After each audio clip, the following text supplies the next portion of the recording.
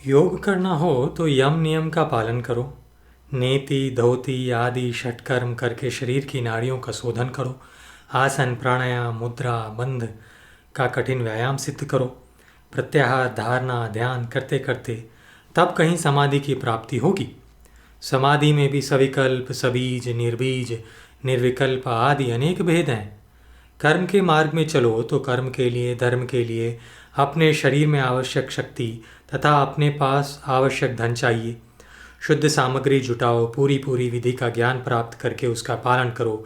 सामग्री में मंत्र में विधि के पालन में अनजाने में भी कोई त्रुटि हो गई तो कर्म निष्फल ही नहीं होगा, वह उल्टे हानिकर भी हो सकता है। ज्ञान के मार्ग में शम दम आदि षट संपत्ति विवेक वैराग्य आदि साधन चतुष्टय आवश्यक हैं। संसार के विषयों से पूरा पूरा वैराग्य हो और बुद्धि तीक्ष्ण हो, तत्व विवेचन करने योग्य हो, तभी ज्ञान के मार्ग में गति होती। भक्ति का मार्ग सरल है। तुमको पढ़ना लिखना सेवा अर्चना ना आती हो तो भी कोई हानि नहीं।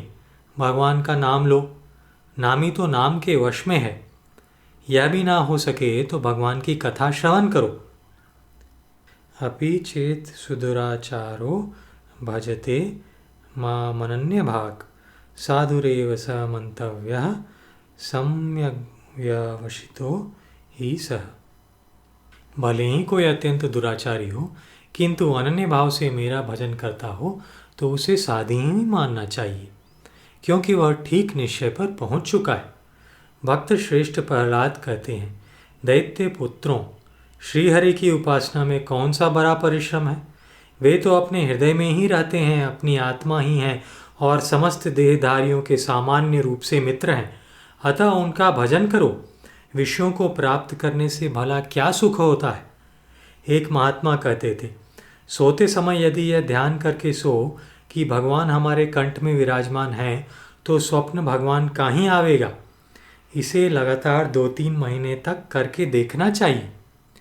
प्रहलाद कहते हैं, असुर बालकों, भगवान मुकुंद को प्रसन्न करने के लिए ना ब्राह्मण होना पर्याप्त है, ना देवता होना और ना ऋषि होना। उन्हें आचार्य प्रसन्न नहीं करता, बहुत जानकारी प्रसन्न नहीं करती, दान तप यज्ञ पवित्रता और व्रत भी उन्हें प्रसन्न नहीं करते। भगवान के लिए यह विडंबना है। उन्हें इनमें से कुछ नहीं चाहिए, वे केवल निर्मल भक्ति से प्रसन्न होते हैं। भगवान की भक्ति में एक सुलभता है कि उसे सब कर सकते हैं, सब भक्ति के अधिकारी हैं। दूसरी सुलभता यह है कि सब समय और सर्वत्र भक्ति की जा सकती है। तीसरी सुलभता यह है कि भक्ति निरापद है। भगवान ना तुम्हें धोखा देंगे, ना तुम्हारा धन लेंगे, ना धर्म बिगाड़ेंगे, ना स्वजन संबंधी छुड़ावेंगे। भक्ति की बहुत अधिक सुलभता यह है कि उसमें तुम जो कुछ करते हो वही भक्ति भगवान की सेवा बन सकती है। केवल भावना परिवर्तित करनी है, चलना भक्ति है। हम भगवान का दर्शन करने या उनकी सेवा का काम करने जा रहे हैं। भोजन बनाना भक्ति है, भगवान को नैवेद्य लगाने के लिए बना रहे हैं। शरीर में साबुन लगाना भी भक्ति है, भगवान के सम्मुख जाना है। धर्म योग आदि में विघ्न बहुत हैं। ज्ञान में असंभावना विपरीत भावना बहुत आती है। भक्ति में तो केवल अपने हृदय से पूछते रहना है, यह कार्य हम किसके लिए कर रहे हैं। भगवान श्री कृष्ण मथुरा गए और वहाँ से द्वारका चले गए। उन्हें वर्षों बीत गए किंतु गोपियाँ प्रतिदिन अपना श्रृंगार करती थी, मक्खन निकाल कर रखती थी। वे आवेंगे और हमें बिना श्रृंगार के देखेंगे तो दुखी होंगे, उनको आते ही माखन ना मिला तो रूठेंगे। भक्ति में सर्वोत्तम सुलभता यह है कि उसमें भगवान का सहारा रहता है। तब बहुत कठिन है, उसका सफल होना भी कठिन है। उसमें विघ्न आते हैं, सफल हो भी जाए तो अभिमान बढ़ता है। तपस्या में सिद्धि आती है, योग में सिद्धि आती है, सिद्धि तो विघ्न ही है। एक साधक को वैराग्य हुआ, अब कोई भोग कोई विषय तो उसके लिए विघ्न बन नहीं सकता, क्योंकि विषयों में दुख है, यह उसने विवेक से निश्चय कर लिया है। ऐसे साधक के लिए अभिमान विघ्न है, भगवान के प्रसाद का तिरस्कार करना विघ्न है। श्री जगन्नाथपुरी में भगवान जगन्नाथ की रथ यात्रा हो रही हो और वहाँ कोई मोहवश भगवान के रथ के पीछे ना चले तो वह भले ब्रह्मज्ञानी हो, ब्रह्मज्ञान से उसके कर्म भले भस्म हो चुके हों, उसे ब्रह्म राक्षस योनि मिलती है। वैराग्य ने भगवद अनुगमन में बाधा डाली है, अतः उसका वैराग्य प्रतिबद्ध हो जाएगा, उसका जीवन शुष्क राक्षसवत हो जाएगा। योग में प्राणायाम आदि करने पर उस स्थल के देवता सिद्धि देने आते हैं। इन स्थलीय देवताओं को क्षेत्रपालकों के निमंत्रण देने पर भी साधक को चाहिए कि उन देवताओं की बात स्वीकार ना करे, साथ ही यह गर्व भी ना करे कि देवता मुझे हाथ जोड़ते हैं, तब उसकी साधना आगे बढ़ेगी, अन्यथा प्रतिबंधित हो जाएगी। ज्ञान में दुरूहता यह है कि उसके सब अधिकारी नहीं हैं। ज्ञान का अधिकारी होना कठिन है। बुद्धि की मंदता, विपर्यय में दुराग्रह, कुतर्क और विषयासक्ति, ये 4 ज्ञान में प्रतिबंधक हैं। जब जीव दृष्टि से मिलेगी तब जीव को भी प्रपंच स्वप्नवत दिखेगा। प्रेम का नियम है कि जब प्रेमी का हृदय प्रियतम से मिलेगा तब प्रियतम को जो वस्तु जैसी दिखती है वैसे ही प्रेमी को भी दिखेगी। प्यारे को रोटी पसंद है तो प्रेमी स्वतः रोटी खाने लगेगा। जो ईश्वर से प्रेम करेगा वह प्रपंच को वैसा ही देखेगा जैसा ईश्वर देखता है। ज्ञान में प्रतिबंध है अपने को ज्ञानी मान बैठना। अपने को ब्रह्म मान बैठना तो उपासना है, क्योंकि आत्मा ब्रह्म है, ज्ञानी नहीं है। भक्ति में ऐसा कोई प्रतिबंध नहीं है। इसमें भगवान स्वयं हाथ पकड़ कर ले चलते हैं, जैसे बच्चा पिता का, पत्नी पति का हाथ पकड़ कर चले। बच्चा जैसे साथ चलते पिता पर निर्भर होता है, वैसे ही भक्त भगवान पर निर्भर होता है। विघ्न से रक्षा का भार भगवान पर है और यह निर्विघ्नता भक्ति की सुलभता है।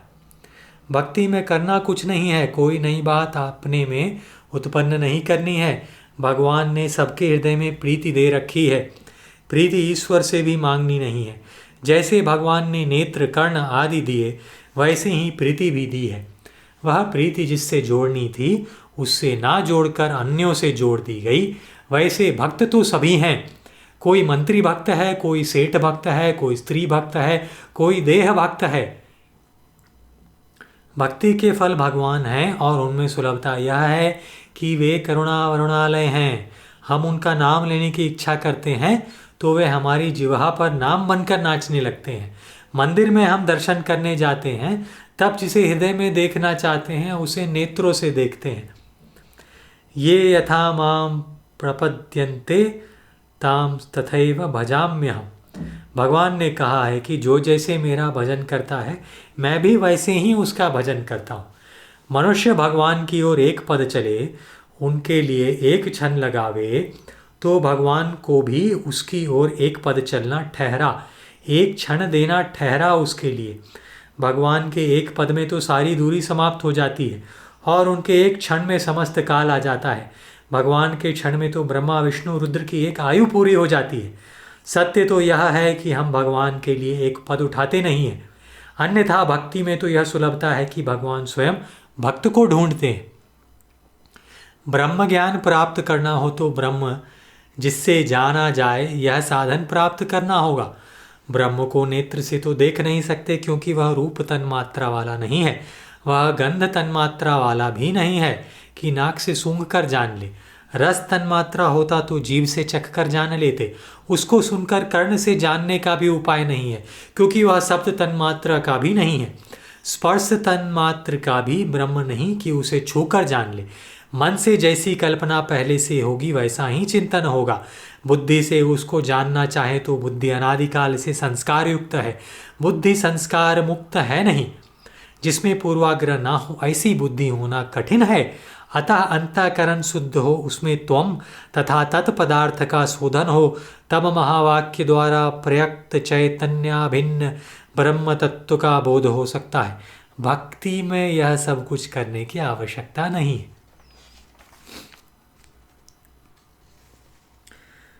भक्ति में साक्षी तथा लिखित प्रमाण आवश्यक नहीं है। मनुष्य के मन में बाहरी वस्तुओं के प्रति जो बहुत राग है वह कष्ट का ही कारण है। तुम्हें भोजन ना मिले, मन ही मन पदार्थों का भोजन करने को कहा जाए तो क्या तुम्हें संतोष होगा? किंतु इस स्थूल देह को बाहर छोड़कर गुरु के दिए देह से मन ही मन प्रियतम की सेवा, उनका सत्कार करो। इसमें किसी प्रमाण की अपेक्षा नहीं है। धर्म में शांति नहीं है, यह विक्षेप बहुल है। उसमें हवन सामग्री जुटाओ, मंत्र स्मरण करो, ब्राह्मण बुलाओ। धर्म क्रियात्मक होने से शांति रूप नहीं है, यह बहिष्कृत है। उसके फल में तो शांति है, किंतु धर्मानुष्ठान काल में शांति नहीं है। तुम दान करने लगो तो दान लेने आने वाले शांति से नहीं बैठने देंगे। तीर्थों में पंडे घेर लेते हैं, हमें यह चाहिए वह चाहिए, वे दर्शन का आनंद नहीं लेने देते। शांति बाहर के द्रव्य की, कर्म की या व्यक्ति की अपेक्षा नहीं करती। चुपचाप बैठे हैं और मन ही मन प्रभु का चिंतन, उनकी सेवा कर रहे हैं, यह शांति है। कर्म के लिए तो शरीर को गति देनी होगी, हाथ पैर हिलाने पड़ेंगे। भक्ति में धर्म के समान व्यग्रता व्यस्तता नहीं है। धर्म में तो बार बार देवता बदलना पड़ता है, जिस देवता के लिए आहुति है उसी का ध्यान करो। किंतु भक्ति में तो एक ही प्रियतम है। परमानंद रूपात कहकर भक्ति को योग से विशेष बताया गया है। योग में वृत्ति का निरोध होने से आनंद का उपभोग नहीं है, किंतु भक्ति तो परमानंद रूप है, जिसके सौंदर्य माधुर्य के झड़े पड़े अंश से जगत में सौंदर्य माधुर्य सौकुमार्य सौरभ्य सौरस्य आया है। उसमें वृत्ति का लगना आनंदमय। वृत्ति निरोध होने से दृष्टा की अपने स्वरूप में स्थिति तो हो जाती है, किंतु योग तथा सांख्य के मत से दृष्टा का स्वरूप आनंद नहीं है, आनंदाकार वृत्ति होती है, और वह योग के मत में इष्ट नहीं है। इसलिए आनंदानुगत समाधि को योग संप्रज्ञात समाधि के अंतर्गत मानता है, असंप्रज्ञात समाधि में आनंद नहीं मानता। उसका मत है आनंद बना रहेगा तो आनंद का भोक्ता जीव होगा, वह दृष्टा नहीं होगा। भक्ति में आनंदाकार वृत्ति का निरोध इष्ट नहीं है।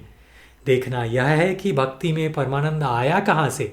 सांख्य तथा योग के मत में सत्वगुण की परिणाम रूपा वृत्ति आनंद है, यह प्राकृत है, अतः त्याज्य है।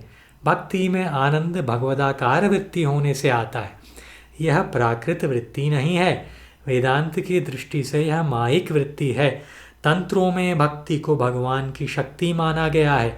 भक्ति भक्त का स्वरूप भूत आनंद भी नहीं है, यह कोई ऐसी अनिर्वचनीय वस्तु है जिससे भगवान भी प्रसन्न होते, जिस पर भगवान भी मोहित हो जाते, जिसके वश में हो जाते। भक्ति के माधुर्य पर भगवान अपना ऐश्वर्य निछावर कर देते। यह भक्ति का ऐश्वर्य है। भक्ति भक्त को ईश्वर बना देती है।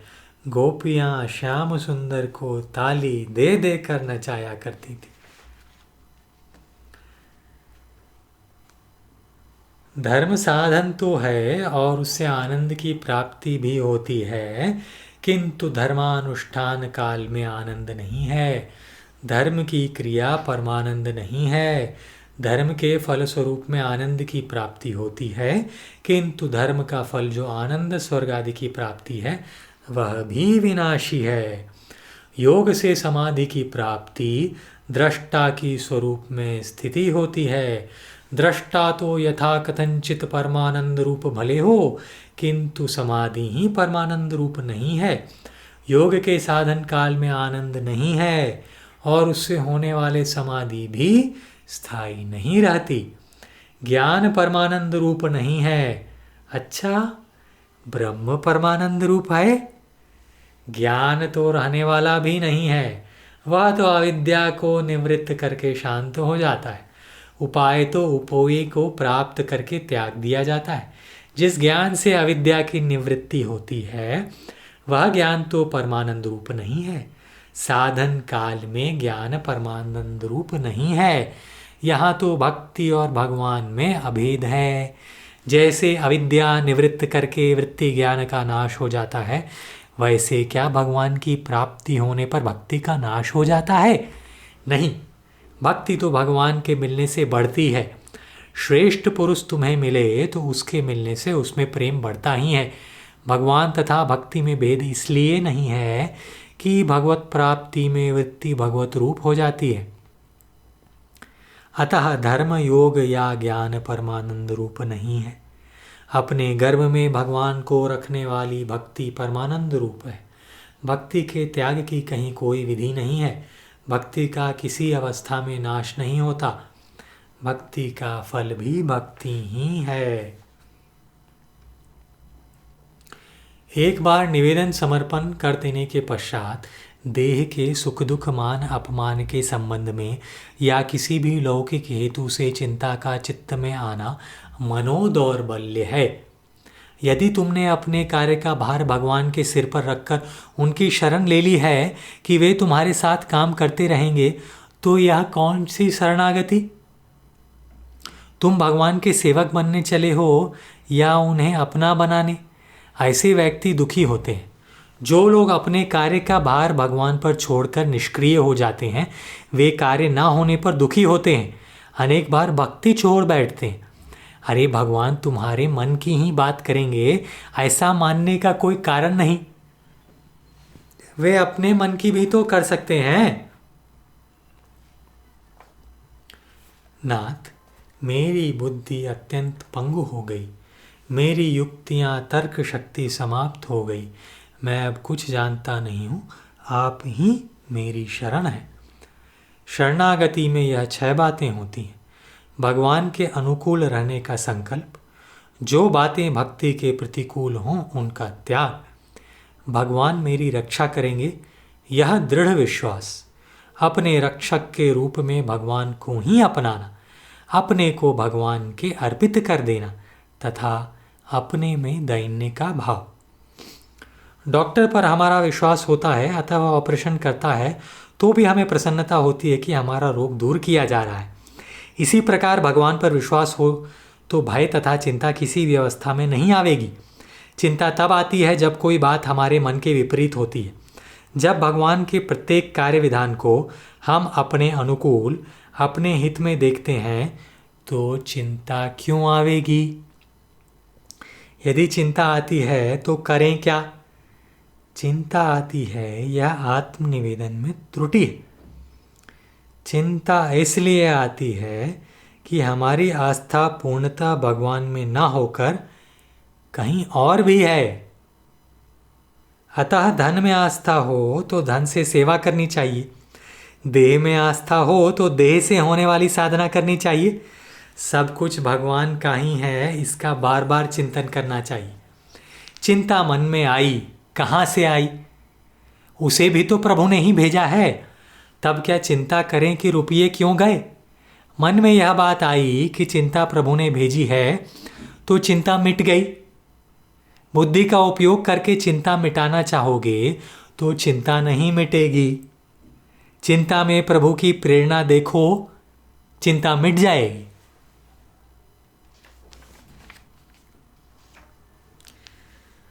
भक्त भगवान को मन तो देना चाहते हैं किंतु बुद्धि नहीं देना चाहते। वेदांती बुद्धि देना चाहते हैं, मन नहीं देना चाहते। यही दोनों की दुर्बलता है। केवल बुद्धि भगवान में लगाओगे तो मन में संसार की वासना रहेगी, केवल मन लगाओगे तो बुद्धि संसार में लगेगी। अतः भगवान ने दोनों मांगे। मय्येव मन आधत्स्व मयि बुद्धिं निवेशय निवशिष्यसि मय्येव अतः ऊर्ध्वं न संशयः। मुझ में ही मन लगाओ, मुझ में ही बुद्धि को प्रविष्ट करो। इसमें संदेह नहीं कि ऐसा करने के पश्चात तुम मुझ में ही निवास करोगे। श्री कृष्ण की देह ही विचित्र है। आनंद की ज्ञानात्मक सत्ता में यह आकार है। इन श्याम सुंदर के नेत्र भी सूंघ लेते हैं और हाथ भी देख लेते हैं। यह शुद्ध सच्चिदानंद विग्रह है। अतः चरण पर चढ़े पुष्प की सुगंध इनके पदनख ही सूंघ लेते हैं। वे पुष्पों का सौंदर्य देख भी लेते हैं।